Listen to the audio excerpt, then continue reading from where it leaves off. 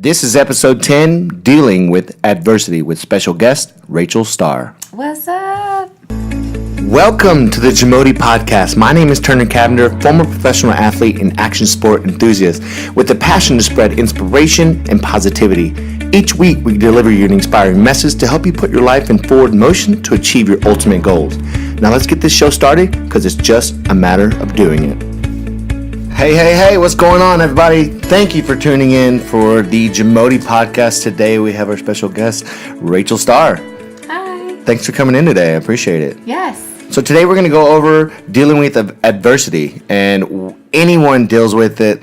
There's haters out there, right? They're everywhere. Haters, unfortunately. So we kind of want to dive right into it, for the sake of people that are listening. The JAMODI Podcast is all about personal growth and how to deal with the stresses that come along with life. One of the big things that kind of helps us with this topic is the more successful you are, the bigger the bullseye is on your back. So that's when a lot of haters come, right? So we were actually talking last night, right? Yeah. About this. And so I kind of want to hear a little bit about, before we get into that, I kind of want to hear, tell the audience, who is Rachel Starr? Tell us who you are. I'm a professional businesswoman in the adult entertainment industry, meaning pornography. I'm about to have my 11-year anniversary. Oh, snaps. No way. Oh, yeah. Cool. And I've been in the sex industry since I was 18. So just a long time. Yeah. But with that, there comes a lot of responsibility with fame and fans and business and being able to put one foot in front of the other, knowing that not everybody's going to like everything that you're doing all the time. Of course not.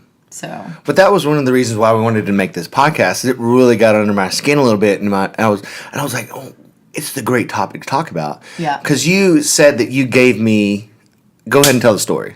Okay, so I gave Turner a Yelp review for the boot camp here because I started coming and he kicked my butt. So just a little background. This studio is within a gym that I own here in Dallas, Texas, and it's an indoor boot camp facility. So she's giving me a review for the facility that you came and worked out, right? Yeah. He basically kicked my butt all over this place, and it's 30 minutes, and I was like blown away because I'm used to going to a gym and doing my whole workout, and sometimes I'm in the gym for an hour and a half. Yeah. To just blow out like that in 30 minutes. Blow out. Yes, because I was like, I couldn't, I remember getting out of bed, and you know how when you first wake up, you're like, I gotta pee. I jumped to get up out of bed, and I thought I was gonna go real fast, and I was like, oh. You kind of roly-poly out? Or yes. Is that how you did it? And then it was the legs weren't working, they were frozen, and I was like, oh, okay. Oh my God. Yeah. I've actually had that before where when I got up, I swung my legs out of the bed and I put my heels into the ground to do a proper squat to stand up, and legs just completely went out and face slammed into the carpet and just laid there and owned it and laughed. And my girlfriend's in the bed laughing at me. She's like, leg day, huh? So yeah, I know what you mean by the pain you're struggling with. And so anyway, I really liked it, and I was like, I need to give you a review for this place, and because I'm a big Yelper. And as I love Yelp, I just think it's so awesome because I almost check out any business I go to on Yelp. Really? Period. Okay. Hands down. All right. And anyway, so I was like, oh, okay, I'm gonna give him a Yelp review, and I'm like, holy crap, you're doing really good. And then I see this one Yelp review that has 1 star, and I'm thinking, okay, what's going on here? Every single other person down the line has 5 stars, but there's this one girl that's decided to give it a 1 star. And so, I read it and I'm thinking, okay, I guess basically her first complaint was that she walked in and somebody handed her a clipboard and didn't have a smile on their face when they handed it, was the basis of it. And I'm thinking, okay, there's a million reasons maybe why. Were they rushed? How many people were in front of you? What else were they trying to do? Anyway, and then so I'd sent you a screenshot of my Yelp review. It had yours and that one underneath it. And that one underneath it, and you let me know that the girl did not even come in and experience We don't have the class. clipboards here, by the way. That's what really gave it away. Is we don't have clipboards. We use everything's electronic. So so it's like full fake. It's it's not even full like fake. And I actually contacted the person, and she tried to make more lies. Since you said that, I went off on this person. Not off, very professionally. Yeah. And I was like, I would like to give you a real trial at our facility where we do not own clipboards, and you can actually come and try the workout. And she's actually a friend of a competitor, which that did that comment, and they're out of now business because a lot of those people from that business came to me. So there was a lot of hatred there. That's where the hater came from. So that is actually, we actually didn't talk about this before the podcast. So it was 100% fake. Like there was 100%. not even truth of her coming in and having a bad experience. She also put that, copied and pasted it, and put it on Google as well. Which I can't, which I reported them both, but I can't take them down. But the point of the story is, I want you to tell me your response into what I said, because I was lit as soon as you said that to me. Yes, yeah. So you were upset about it, and I was just like, look, the second that you have haters, you're doing something right. Yeah. You're not doing something wrong. You're doing something right, because people have a reason to hate on you. Yeah. When people throw salt, it's not because, your life is shitty and just you have nothing going for yourself. Like, who throws salt on somebody like that? Like, they're only throwing salt as a projection of what they're not happy with in themselves. Yep. You know what I mean? So they see somebody going out and being ambitious and doing something, and they're like, I'm going to throw some salt on this dude. It comes a lot from jealousy. Yeah, it's jealousy, envy, insecurities. And so I challenge you to, when you feel hate from that, and rather than getting upset about it, say, I'm doing something right. Yeah. So thank you. Actually, it changed my thought process when I read that. Yeah. Because this was a text message that we had the night before this podcast, and you said that to me, and it changed my thought process. My first thought process was to be angry about it and retaliate. Yeah. But with a dirtier professional message. But I cleaned it up, and I said, what I said, and I will hope I hope she comes and tries the rap boot camp out. But it changed my thought process. It was very, very true. Sometimes I need, I might be motivating, but I need somebody to kick me in the ball sometime and tells me, hey, Turner, you're doing something right if someone's hating, right? Yeah. So let's go through. I know you have a piece of paper here that you want to kind of go through some of this stuff right here about this topic, because it's very popular. Everybody deals with it. Yeah, everybody does. And so that's why I almost just wanted to gather my thoughts, because I'm like, geez, where do you start on this? Yeah. And I think it's like, number one, you have haters. How do you deal with it? Well, there's different platforms that you're going to deal with hating. So, the first one I wrote down was social media. Oh, dude. Because there's those people that hide behind a computer screen or a cell phone screen, and it's just mad shit talk because you can't physically reach out to them, slap them across the face, and hey, what the fuck? You know? And it's easier. It's easier for somebody that's hating on somebody through social media, I feel like, because it's not like you're a real person. And I think that in social media and the way that things have gone now, it's easier for people to just see it as a computer, an account, and there's not a real human behind it. And I think that that's where so much hating comes in, is because if you brought the same person that was talking shit on my social media, on, let's say my Instagram, and they seem like tough guy, you know what I mean? But come have them sit right here and look at me in my eyes and say the same thing. And say the same thing, and not in an aggressive manner, because anybody that knows me, I'm not aggressive. No. So I challenge somebody with me being this tiny little girl that always has a smile on her face, that just lives life. Yeah. I challenge that person to sit right here and still have something bad to say about me. I challenge you, please. Yeah. Because you don't know who I am, and you're judging this account on your own smoky mirrors. Yeah. Those are your That's smoky a good way mirrors. to put it, smoky mirrors. I like that.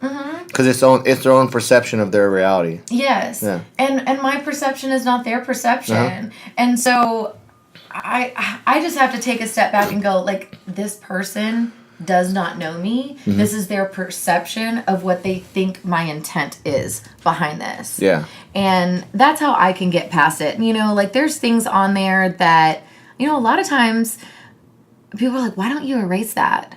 Why do you leave that on there?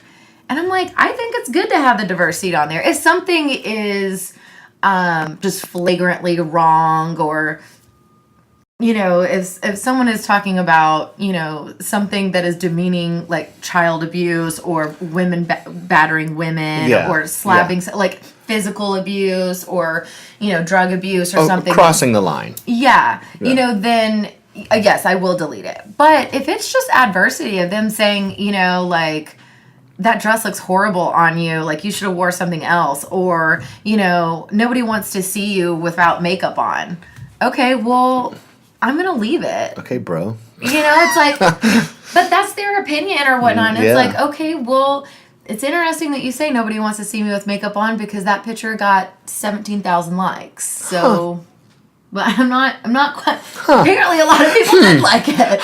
You know, So, but I leave that stuff on there because I think it's good to have the diversity. How can you appreciate how good something is without also appreciating the bad? Yeah. You've got to appreciate the bad. Mm-hmm. Because you never know.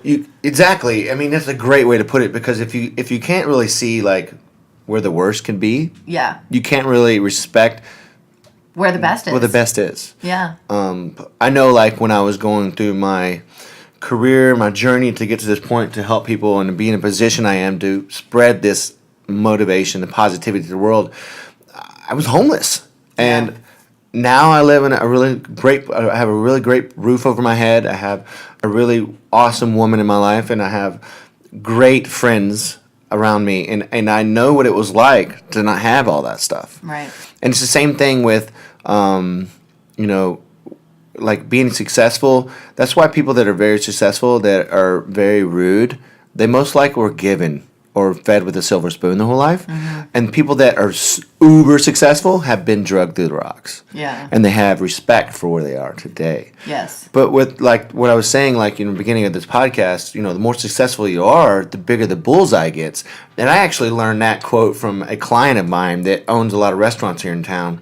And it hit home with me. Yeah. Because I started noticing when I opened my first location, I started having a following online, and people were just coming after me for anything they could get to benefit them, but negatively impact me. So, and I know you definitely have a lot of that. So tell me something else and some adversity that goes on in your life. I want to hear the raw from you. I mean, I would say one of the things that just really blew my mind. I was here in Uptown Dallas, and the girl that I used to have do my hair, she got pregnant and decided, you know, she was going to be a stay-at-home mom. Okay. And I was like, I'll even come to your house. Like, I will pay you, please. Like, you've been doing my hair for years. Don't leave me. Yeah. You know? Leave me. I can't even do it. That was good. I like that.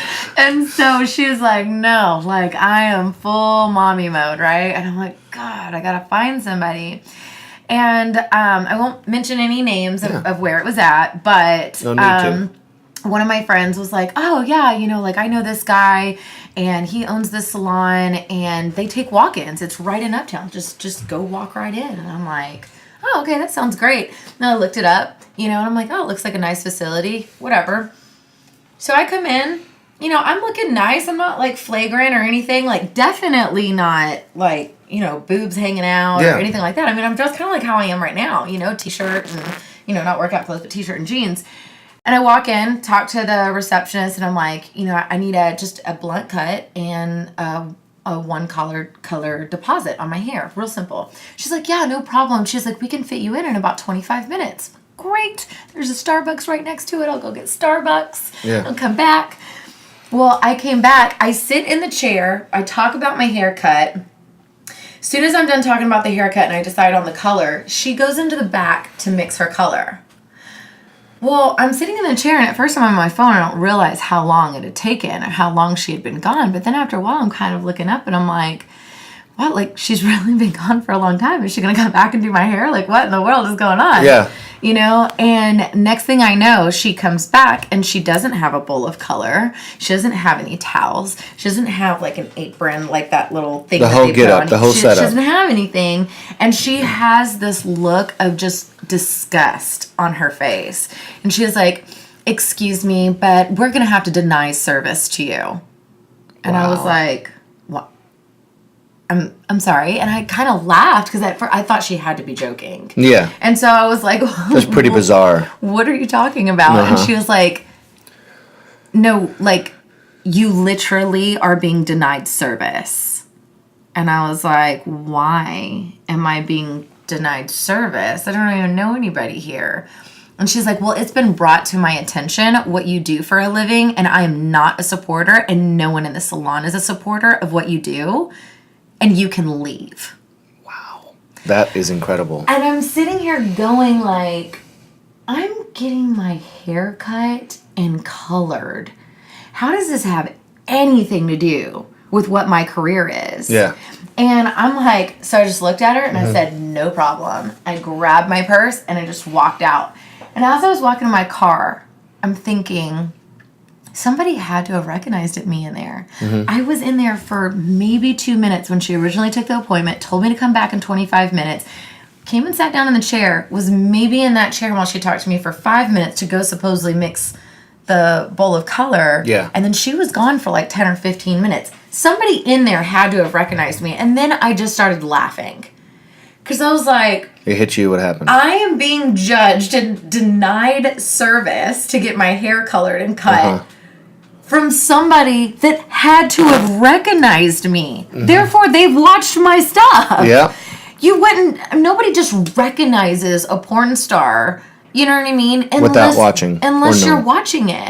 You know what I mean? So somebody watched it, went to her, said something, and then she was just like, oh my God, I can't do this. What a hypocrite. Yes. Oh, man. So, and I'm not saying I'm it was so sorry her. I dealt with that first off. That's bullshit. Yeah, and I'm not saying it was her that watches the porn, but I'm just assuming there was somebody in that salon. Maybe Somebody. there was a guy or Somebody something said that said, something. oh my God, do you know who's sitting in your chair? Yeah. You know, and she's like, who? And then maybe they showed her on the phone or something, and she was just so disgusted. I'm like, what? Girl, you got gloves on. It's not even like you have to really touch me. I mean, what the hell? You're not going to get contaminated. Yeah, I mean, by it's not like I came in with cum in my hair. Jesus. I know, that's so dumb. Oh my God. I like how you just structured that whole story. That was good. I like you. Yeah, you tell stories good. So that's, I mean, it's a very good example of just hating. Yeah. You know what I mean? Straight, hardcore hating. Right there. You know absolutely nothing about me. Yeah. You have stereotyped my career. You probably have no knowledge of my career choice at all, other than a bunch of assumptions that you're making from videos that have scripts and are edited to portray what they're portraying in that video. Yeah. Half the people in those videos, that's not even what their fetish is. They are just being paid to do it. To project that fetish. Yeah. For your pleasure. You know? So it's, but once again, it's perception. It's perception. Of their reality. It's 100% perception.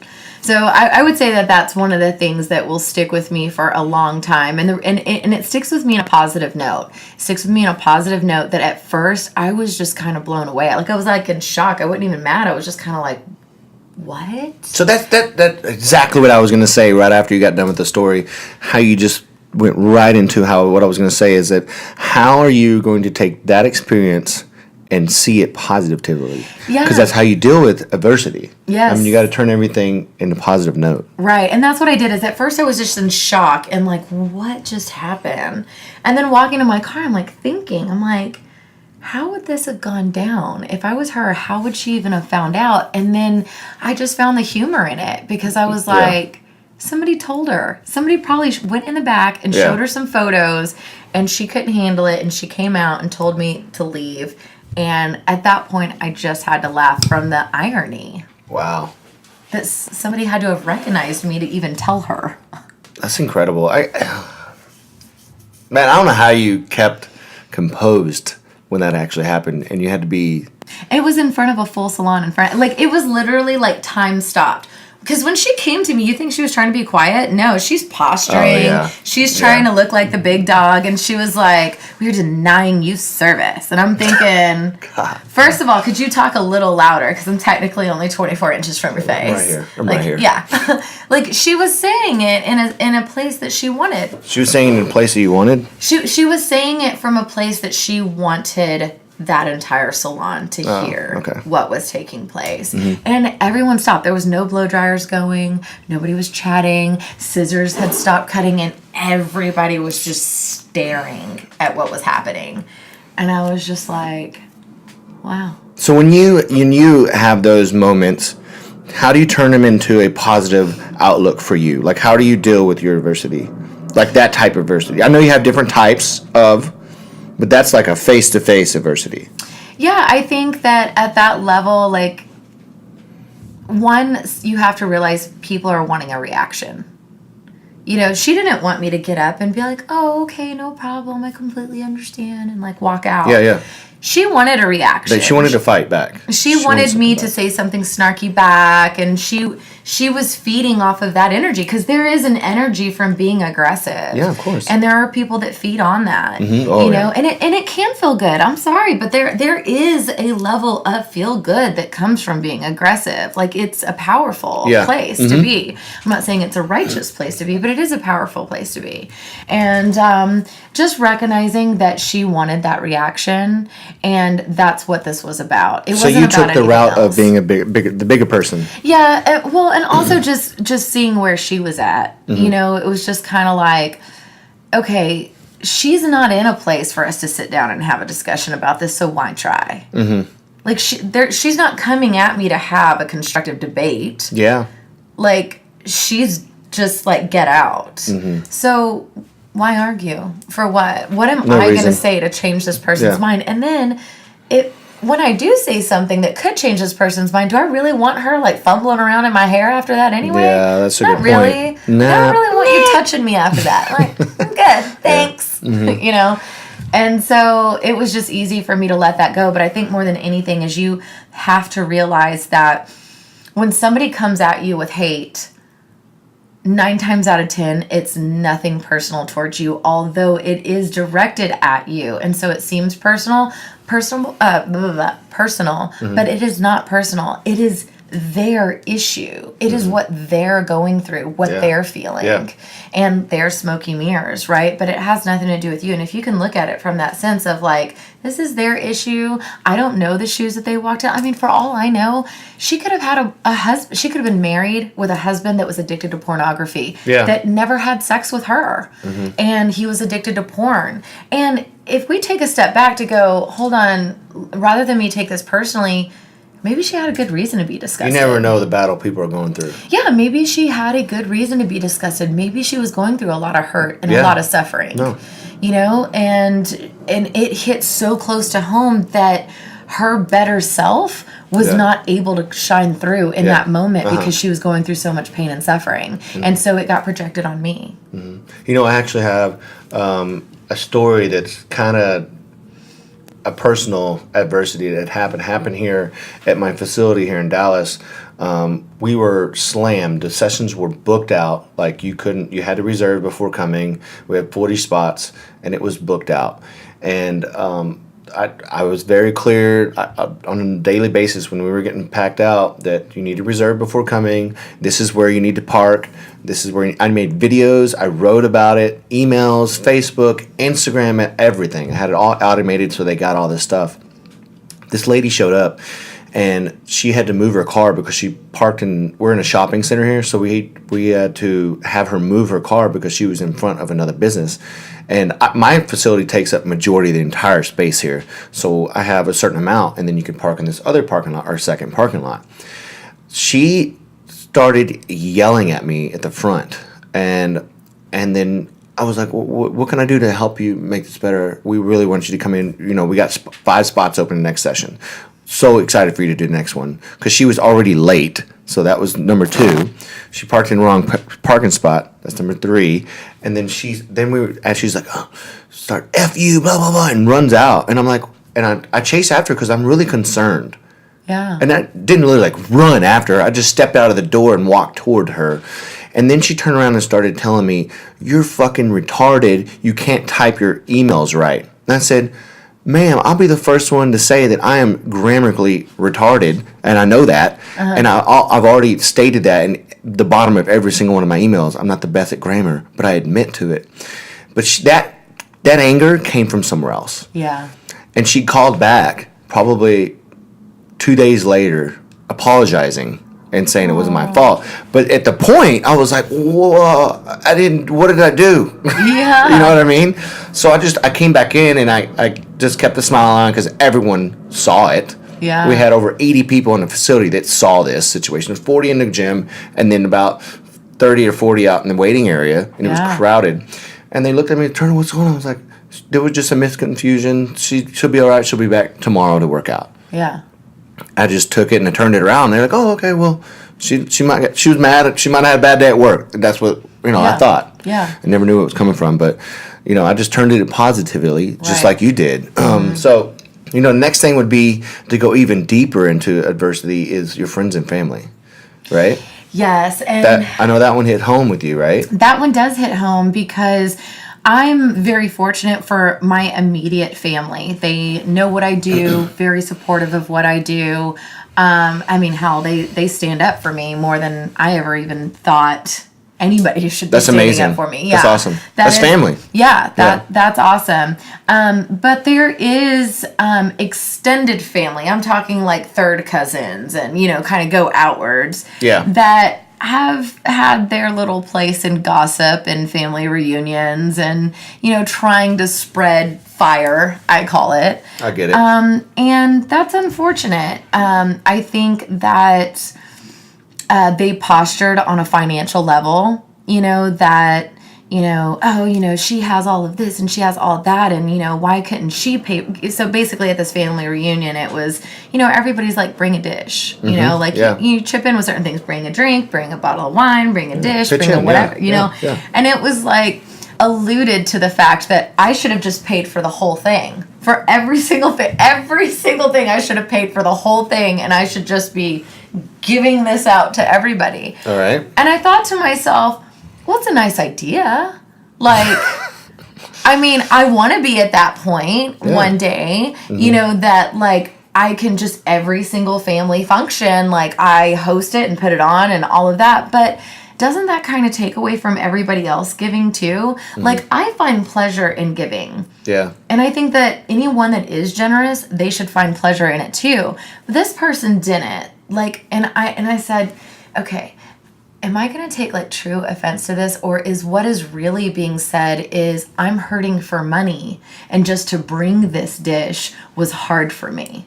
And she has all this money. She should just pay for everyone. Did it really have anything to do with me? Nah, it didn't have to do with me. It had to do with the fact that they were probably embarrassed. The back history, the back stuff that's going on in they their were life. Embarrassed, feeling insecure. Maybe they didn't have the money to really be spending on this food dish, but they were trying to be a part of it, whatever. And so I think it just plays in the same thing of like the hair salon or social media. Is it really personal? Is what they're saying true? Yeah. Is what they're saying 100% factual and true? If it is, then take a step back and look at it. Because there are some haters out there that have thrown some hate on me, and I've had to sit back and think and go, they're kind of right. Yeah. They're kind of right. I need to look at that. Yeah, that might, I take that differently, though. I think there are people that call you on your shit. Yeah. And then there's haters. Mm-hmm. Now, that would probably go in the same line as adversity. Mm-hmm. But when you actually sit back and you realize and notice that maybe they're calling you on your shit, then that's when you get in contact with them. But I think when there's situations like where it's adversity and it's just haters, you need to think from their perspective in their shoes. Mm-hmm. Maybe they have some back history. And that's where you have to be the bigger person, I believe, in my experience. Yeah. But I know you're really good at it. I know since we've known each other, you've always explained things from other people's shoes, and even when it's your issues, you're explaining it from that person's shoes. Can you understand it from his or her position? I'm like, yeah, that's a great way to put it. It's true. Empathy. Yeah. Empathy is being able to take yourself out of your world and transplant yourself in their world. And I think that if you can do that, you find more peace in yourself, and you can actually see the pain and suffering in other people and have more compassion. Because it's not to have compassion for people doing something that's wrong. At that point, it's not about right or wrong. It's just about seeing that person's own suffering and saying, that really sucks for them. Yeah. That really, like, that's painful. What I see that person saying and doing and acting, I know that somewhere deep inside they want to be a better person than that. Yeah. And that sucks. And you're projecting it. Yeah, and they're going through so much suffering and pain right now that they can't. They're being paralyzed or blocked right now from being able to be at a higher standard. Mm-hmm. Do you think... like kind of, that's adversity and stuff, but kind of like switching it to a different gear, how could it help someone from being there? I think that would be to be able to learn how to love themselves, right? And what goes on in their life. Well, I think that take a step back, like when you feel yourself judging somebody, take a step back and ask if what you're saying is really true. If what you're saying to yourself is really true about that person, do you know beyond a shadow of a doubt that everything that you're thinking and feeling about that person is 100% true? Yeah. That's a great question to ask yourself. And how can you ever be 100% sure? So that makes you question, like, I say, I'm judging this girl because she never blends her eyeshadow all the way, and it drives me insane. Like, why can't she just blend it? You know what I mean? My God. Like, okay, but I'm trying to, like, rhetorically kind of, like, bring up something that is preposterous, right? But it's like, okay, well, maybe there's a reason she's not blending her eyeshadow all the way. Maybe she can't afford new eyeshadow and her eyeshadow's expired and it's the only eyeshadow she has and it doesn't blend well. Yeah. Maybe her brush is broken, she's having to do it with her finger. You're talking this shit I don't even know. I know. You're going off right now. I love it. I'm just saying, like, you don't know what that other person, what their true situation is at all. Yeah. You know what I mean? And so, like, okay, let's lift each other up, not break each other down. And when you're judging somebody else, is what you're saying true? 100%. Can you say it beyond a shadow of a doubt, factual? You know every single side of the perspective. You know both sides of the coin. Yeah. Do you? You probably don't. No, not fully. You never do. I mean, you can't really see from their side of the perspective. You don't know what it's like in their shoes. You don't know what their life is like. You don't know what battle they're going through. So, I know when I because we all have it. We all have. It's the worst feeling in the world. Jealousy. One. Okay, and then two comes judging. And that's where you need to ask that question that you said. And most likely, you just need to shut the fuck up. Yeah. You know what I mean? Well, I mean, there's a few golden rules out there. It's like, treat others how you want to be treated, and if you don't have anything nice to say, don't say it at all. Yeah, true. If you don't have anything nice to say. Because what is it going to do? What is negativity going to do for you? I don't know. And I think that people need to understand there is a big difference between negativity and constructive criticism. Yeah. Because constructive criticism, keyword, constructive. You're saying it constructively. Yeah. You know what I mean? And that is not the same as hate. That is not the same as spewing negativity. You know, so if you do have something that you don't like and you think you've seen all sides of the coin and you think that you need to bring it up, okay, bring it up. But be graceful in how you bring it up. Be curious to hear what that other person's response is.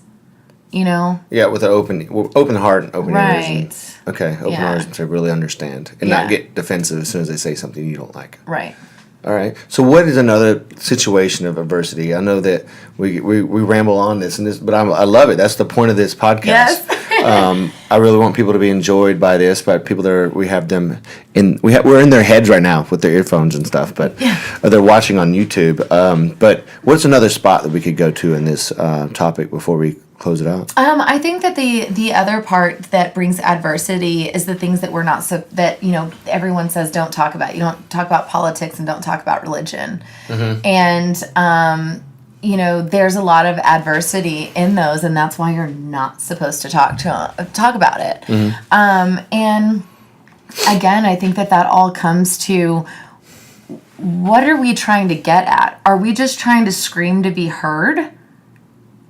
Or are we actually trying to talk about something? Because I can say that sitting at this table right now with you, if you said, okay, Rachel, the next podcast is going to be all about religion, I know that I can sit at this table with you and you and I would never get into an argument. No.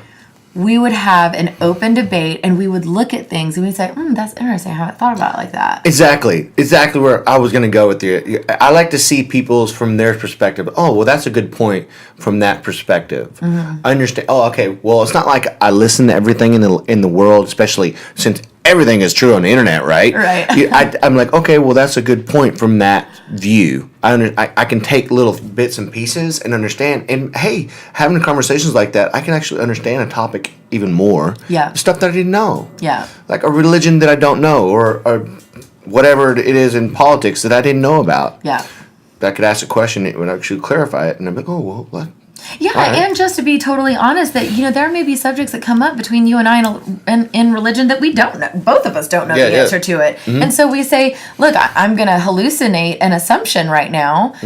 But when you're having a debate, you can be honest about saying, "Well, I don't know for sure exactly how it is, but my hallucination is this." Yeah. And we'll have to let's make a note to Google that and check that out, or find somebody that we can ask to get down to the right answers. And so the Google machine works so much, doesn't it? I mean, I love Google, but not everything is always true on that. So yes, that's true. It is true. But the beauty about it is there's like 4, 5, and 6 pages, so you can like double check a lot of different things. You know? Yeah. Which one is the most common? Right. But no, I think that politics, religion, things that are going on in government, different cultures and countries. Yeah. There's just a lot to have adversity about, and how beautiful is that? Mm-hmm. It is good. If everybody was the same thing, how boring would it be? It would be so boring, okay. It's entertaining to me. Like, I want to see somebody get fired up and passionate and like, yes, like, go you. Like, yes. Even if I don't agree with it, but just go you, because you're so passionate about it right now. Yeah. I just want to give you like a hug, like pull it in, Give me some of that. Yeah. That's awesome. And I don't have to agree with you, but when I see that someone is that passionate, like, I'm just like, you know what? Like, go you. Because you found something that you're passionate about. And I respect that, even if I don't agree. That's okay. Yeah. It is okay to agree to disagree. Yeah. And it's even okay to not agree to disagree. Yeah. Sometimes the other person doesn't want to agree to that. And you just have to be like, all right, look, cool, bro, whatever. That's on you. You do you, boo-boo. Yeah. Yeah, so I think that adversity is as beautiful as you want to make it, and it's also as treacherous as you want to make it. If you want adversity to eat you alive, it will.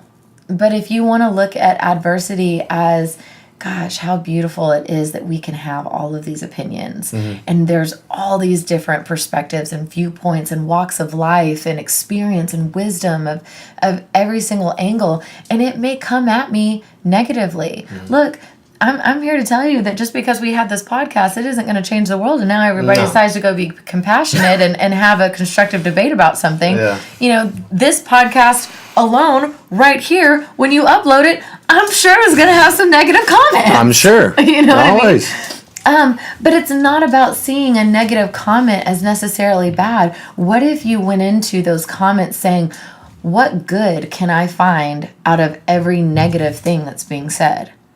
How can I find something good in it? Yeah. So that's a great way to end off the podcast, is that, Rachel is an amazing person, and I'm so glad that you were brought into my life, and I appreciate you coming in here today.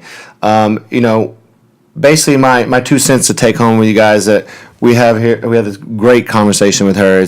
It's to take the adversity and turn it into a positive thing and view it from their perspective in their shoes. Guys, we love you and we appreciate you. Thank you so much for coming in today. You're the best. Yeah. We'll see you next time. Remember, like I always say, JAMODI, it's just a matter of doing it. Take care.